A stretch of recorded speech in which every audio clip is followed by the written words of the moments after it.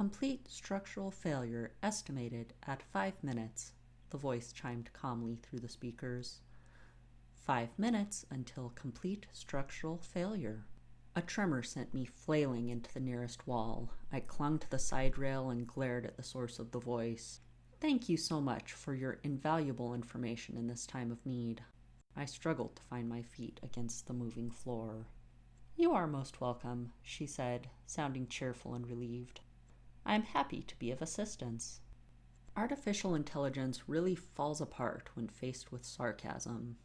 It is still impossible to convince a computer to pick up on things like tone of voice or people saying things counter to their reality. I had tried for years. On my first day on base, oh, what a starry-eyed little child I had been. I tried telling jokes. Nice weather we're having, I would tell the system. If only it was a few degrees cooler. And then the system would helpfully inform me of the temperature of the sun, the temperature of space, the station's current position in space relative to the sun, and the temperature of the interior and exterior of the station. Fair enough.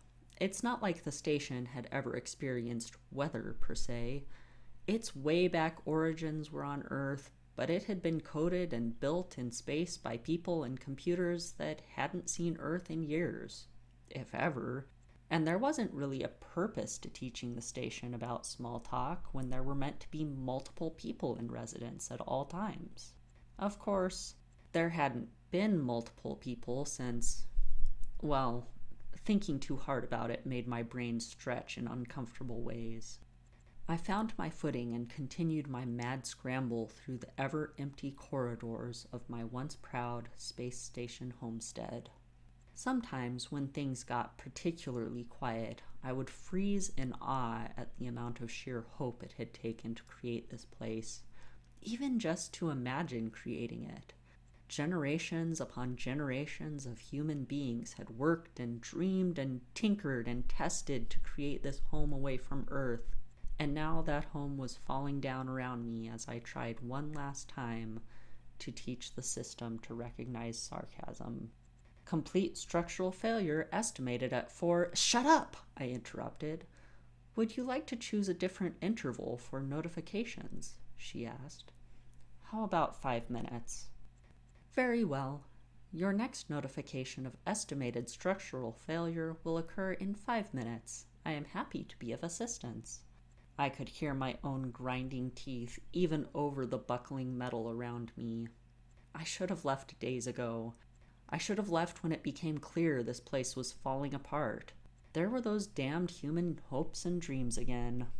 I should never have come out here in the first place, but I had ideas of opening up a new frontier of space and being the next great hero of human expansion. I should have left when illness took half the crew over the course of a few weeks, but I thought we could still rebuild. I absolutely should have left when no replacement crew arrived, but we kept hoping they would show up, and what a welcome we would give them then. I surely should have left as the rest of the crew diminished through age or illness or accident, but by that time, my best hope was in surviving on the station rather than flying blind into the stars with not enough people to man the ship. And then it was just me and the system, all alone in the stars, trying to force a dying space station to hold together just a little longer, because there's always something to hope for. The evacuation pod is ready for you, she said, bringing me out of my thoughts. I have set the coordinates for the last known location of human life. My scrambling feet slowed at her words. What happens... Saying the words made me feel sick, but they needed saying. What happens if we don't find any human life there? In the event that there is no life at those coordinates, there are 2 other possible locations saved in navigation. You should have fuel and rations to sustain you as you search for life. What about you? Are you prepared for departure? I do not understand this question, she said, perfectly calm at the end of the world. I will not depart. I am the system.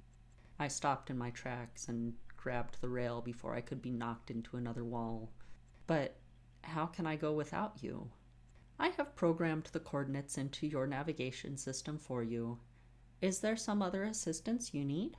I grappled with my thoughts, trying to find a way to explain to this object, this computer which still could not understand jokes after all these years, that this was the greatest joke ever told.